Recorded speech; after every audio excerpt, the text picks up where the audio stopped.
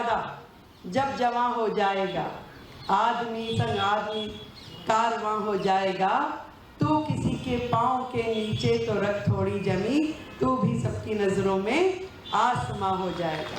लोगों के लिए तो अपने माँ बाप भारी हो जाते हैं, वो उनको समझाते रहते हैं कि आपको नहीं पता, चुप बैठिए, आपको नहीं पता। तो मैं चाहूंगी इतनी हल्की तालियों में काम नहीं चलेगा। अगर खुश हो रेखा के मुख्यमंत्री बनने से तो एक बार जोरदार तालियां आदरणीय राज जी के साथ होनी चाहिए।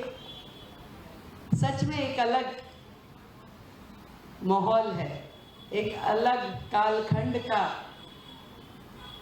शुरुआत हुई है, जहां एक पार्टी से जुड़ा हुआ साधारण व्यक्ति भी, साधारण कार्यकर्ता को भी शीर्ष पद तक जाने का मौका मिल सकता है। वो स्वप्न नहीं, यथार्थ रूप में हम सब देख सकते हैं। उसका एक उदाहरण आप सबके बीच में रेखा गुप्ता के रूप में है।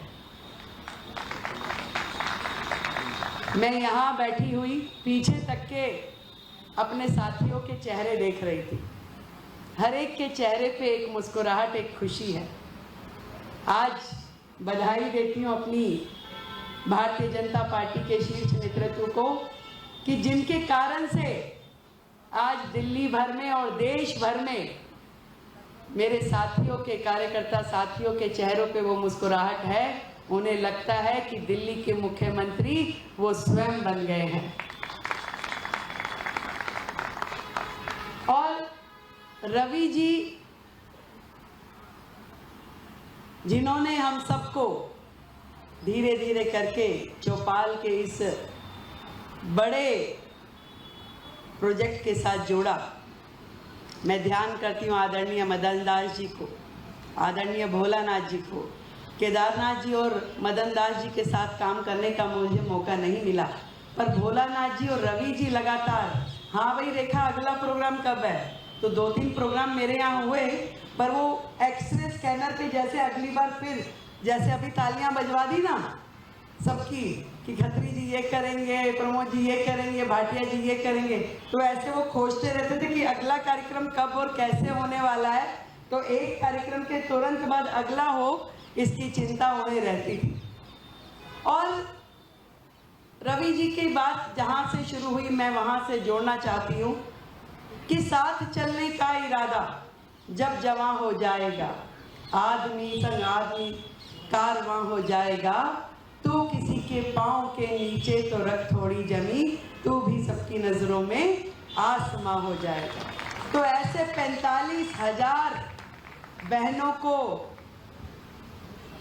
सुंदर व्यवस्था देके उनके जीवन में बदलाव कर कर यहाँ आसमां बन करके बैठी हुई ये टीम, आदरणीय किशोरी लाल जी, आदरणीय जैन साहब, आदरणीय हमारी किरण चोपड़ा दीदी और चौपाल की टीम से जुड़ा हुआ हर एक व्यक्ति, जिन्होंने 45,000 बहनों को लोन के रूप में मौका नहीं दिया, उनके जीवन में एक ऐसा बदलाव कर दिया कि उनको किसी साहूकार के चक्कर काटने की जरूरत नहीं है, मोटा मोटा ब्याज देने की जरूरत नहीं है। उस राशि से उसने अपने जीवन में अपने लिए वो साधन खड़े किए जिससे वो अपने बच्चों को अच्छे से भोजन दे सके। और ये मौका देने के लिए चौपाल ने जब जब जहाँ जहाँ कार्यक्रम किए, हर एक के दिल में बसते चले गए।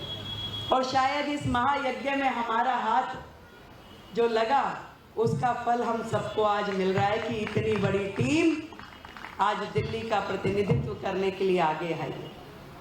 पर मैं हमेशा एक बात कहती हूँ, ये देश इतना बड़ा है, इतनी बड़ी संख्या का ये देश, यदि इसे आगे बढ़ाना है तो केवल मात्र कोई नेता, केवल मात्र सरकारें इसको आगे बढ़ाने के लिए, प्रगति करवाने के लिए काफ़ी नहीं है।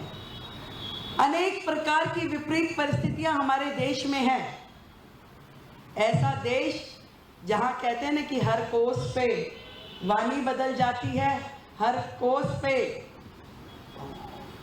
उनका समाज का परिवेश बदल जाता है। तो ऐसे देश में यदि प्रगति की राह पे चलना है तो 140 करोड़ लोगों को अपने लिए एक एक काम चुनना होगा। वो काम जो राजीव जी की संस्था है ना, एक काम देश के नाम, तो वो एक काम देश के नाम करते हुए यदि हम सब लोग एक एक विषय उठा लें, एक एक प्रोजेक्ट ले लें, तो इस देश में लाखों प्रोजेक्ट खड़े हो जाएंगे और उन लाखों प्रोजेक्ट के माध्यम से करोड़ों लोगों की जिंदगी में बदलाव कर पाने की क्षमता हमारे अंदर होगी। तो इस चौपाल जैसे भव्य प्रोजेक्ट को मैं बहुत बहुत साधुवाद देती हूँ कि आपके माध्यम से जिस तरीके से पूरे देश में एक बड़ा संदेश गया है, ऐसा ही काम हम सबको करना चाहिए और खुद ना कर सकें तो कम से कम चौपाल से जुड़े रहना चाहिए। क्यों प्रवीण भाई, निकेश जी, हमारी तीन ऐसी बहनें जो समाज में अलग अलग सुंदर सुंदर काम कर रही हैं। किरण दीदी को तो सब जानते ही हैं, अपने आप में एक उदाहरण है, एक शख्सियत है जिन्होंने बुजुर्ग लोगों के लिए वो प्रोजेक्ट शुरू कर दिया जो किसी की सोच में नहीं था। लोगों के लिए तो अपने माँ बाप भारी हो जाते हैं, वो उनको समझाते रहते हैं कि आपको नहीं पता, चुप बैठिए, आपको नहीं पता। परंतु किरण दीदी ने हजारों बुजुर्गों की बेटी बनके जो काम किया, मैं चाहूँगी कि एक बार जोरदार तालियां किरण जी के लिए। और मेरी दोनों बहुत ही प्रिय बहनें कमलजीत जी और बांसुरी जी इतना सुंदर काम कर रही हैं समाज में, हर जगह उपस्थित रह करके मुस्कुराते हुए। जो संगठन ने उनके जिम्मे काम लगाया, जब लगाया, कहीं से भी किंचित मात्र ये एहसास नहीं होता कि भाई सांसद है, थोड़ा दूरी बना के रखिए। और यही मुझे लगता है कि मैं भी यही सोच रही थी, अभी नई मुख्यमंत्री हुई, बहुत सारा प्रोटोकॉल पता नहीं है, तो मैं आई तो ये कुर्सियां लगी हुई थी। मैंने कहा चौपाल के कार्यक्रम में बड़ी सुंदर सुंदर कुर्सियां लगी है। अभी ताजा उदाहरण है, चुनाव हुआ तो मेरे चुनाव में 4 मुख्यमंत्री आए, तो वो प्रोटोकॉल में आता था जी कुर्सी लगेगी बढ़िया वाली, हल्की कुर्सी नहीं लगनी, पानी की बोतल होगी, गिलास होगा। मुझे लगा कि मेरे लिए कुर्सी लगी है। बाद में ध्यान आया मनोज तिवारी जी के ड्राइंग रूम में से कुर्सियां उठा के सब यहीं ले आए। तो हम सब वो कार्यकर्ता हैं और कार्यकर्ता भाव से ही दिल्ली हमारे लिए एक चैलेंज है, एक मिशन है और मिशन मोड पे ही हमें काम करना है। जनता के बीच में रह के जनता का विकास, विकसित दिल्ली जिसका स्वप्न आदरणीय नरेंद्र मोदी जी ने देखा है। मैं हमेशा सबको, जिस दिन से मुझे ये जिम्मेवारी मिली है, एक एक व्यक्ति को ये कहती हूँ कि हमारा जो मिशन है, लोग पूछते हैं कि जी आपका क्या प्रोजेक्ट है, 100 डेज का एजेंडा क्या है, क्या काम करेंगे, क्या सोच रहे हैं। 2 ही बातें मैंने कही, एक जो दिल्ली से हमारी कमिटमेंट्स है वो पूरा करना मेरा एजेंडा है, और दूसरा मोदी जी का विकसित दिल्ली का जो सपना है उसे साकार करना हमारा प्लान है। इसी के ऊपर हमें काम करना है। और सच मानिए कि विकसित दिल्ली के लिए चौपाल की भूमिका एक अहम भूमिका है, क्योंकि जब तक गरीब व्यक्ति का हाथ पकड़कर हम अपने साथ खड़ा नहीं करेंगे तब तक ये समाज तरक्की नहीं कर सकता। तो बहुत बहुत साधुवाद, बहुत बहुत बधाई चौपाल की पूरी टीम को जो एक बदलाव के रूप में समाज में काम कर रहे हैं।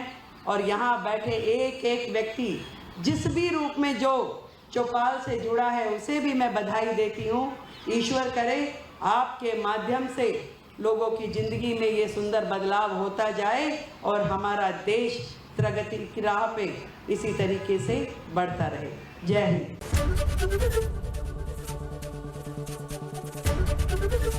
एबीपी गंगा, खबर आपकी, जुबान आपकी।